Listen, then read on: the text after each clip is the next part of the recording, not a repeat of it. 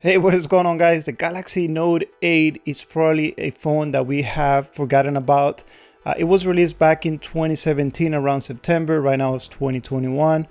4 years later, I decided to go from the Galaxy Note 20 Ultra to the Galaxy Note 8 and try it for 2 weeks and come back and give you guys my opinion of what I think of it.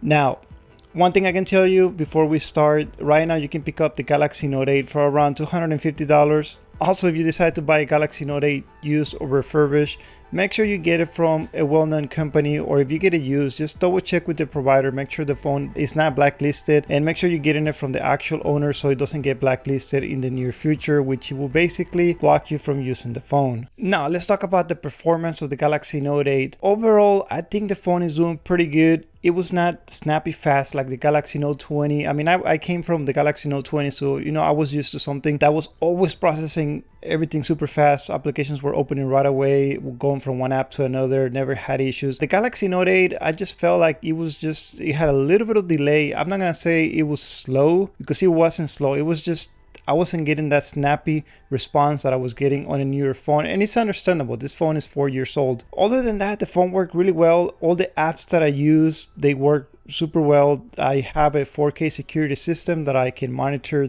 all the 4 cameras live. The phone was able to process and actually hold up pretty good while I was monitoring the cameras. I tried a couple of games, it did pretty good. I mean, I didn't do extensive gaming. I can tell you it performed pretty well with some of the games that I tried. I am not going to go into details since I didn't use it that much. One thing I can tell you, I was very impressed with the battery life. With the Galaxy Note 20 Ultra, I was finding myself having to recharge the phone sometimes around 4 o'clock. 3 o'clock, and the Galaxy Note 8 pretty much every single day got me through a solid day. I mean, sometimes I had to recharge it around 9 o'clock right before end of the day, but overall it did really well when it comes to the battery. I know Samsung improved on the battery performance when they released one of the latest operating systems supported by the Galaxy Note 8, which is 9.0 Android Pie, which something that brings to my next point. You're not going to get any more security updates. As far as what I can tell, they are not going to support security updates or any other updates. But if you guys know any about that, let us know in the comment section below. The last security update that I got on that device was back in December 2020. So that was about a year ago. So I don't know. I did a quick search. I couldn't find anything related to whether they're going to stop supporting it. I know Android usually only supports Android for 4 years, which pretty much already came down to the 4 years lifespan.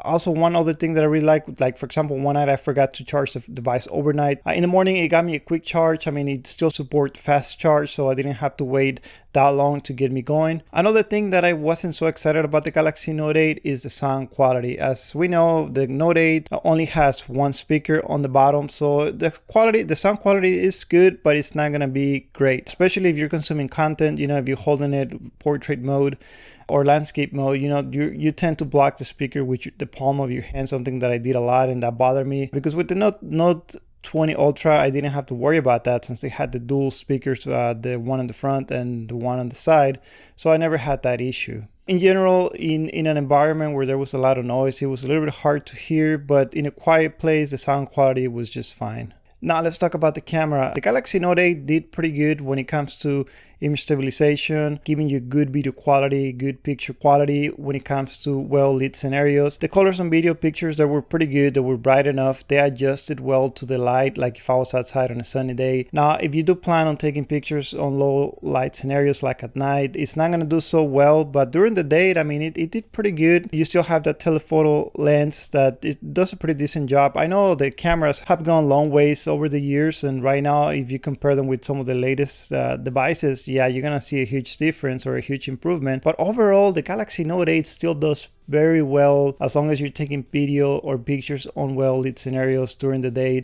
If you're doing it at night, yeah, not so well. One thing that the Galaxy Note 8 doesn't have to envy the Galaxy Note 20 is with the S Pen. The S Pen was awesome. It's still great on the newer devices, but the Galaxy Note 8, the S Pen, still did everything I did with the Galaxy Note 20 Ultra. Actually, I think I kind of like the S Pen from the Note 8 a little bit better. I'm able to get a better grip of the S Pen because it's a little bit thicker compared to the newer ones that they came out that they were thinner. Of course, you're not gonna get all the bells and whistles that you get with the other S Pens, which I really don't use at all. To me, they were just gimmicks that they added to it that, you know, we use it a couple of times and then we just forget about them. So the S Pen still did really good. It's going to do everything you need it to do on your daily basis.